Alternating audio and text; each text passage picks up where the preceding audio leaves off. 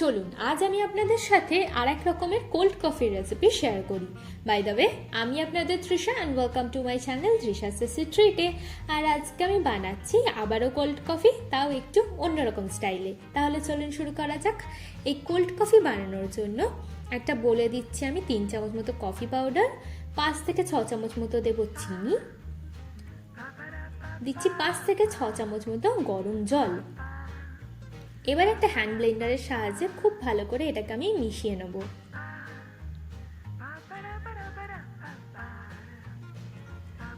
দেখুন এটা কতটা পর্যন্ত ঠিক হয়ে গেছে। চলুন এবার এটাকে সার্ভ করি। এবার একটা গ্লাসের মধ্যে 4 থেকে 5 চামচ মতো কফির মিশ্রণ দিয়ে তাতে বরফ দিয়ে আর ঠান্ডা দুধ দিলেই কিন্তু আমাদের কোল্ড কফি একদম রেডি। চলুন এবার এটাকে আমরা সার্ভ করে নেব। আমার ভিডিওটি যদি আপনাদের ভালো লেগে থাকে তাহলে প্লিজ একটি লাইক করবেন, প্রচুর প্রচুর শেয়ার করবেন, আর এরকম আরও ভিডিও পেতে আমার চ্যানেলটিকে সাবস্ক্রাইব করবেন। টাটা।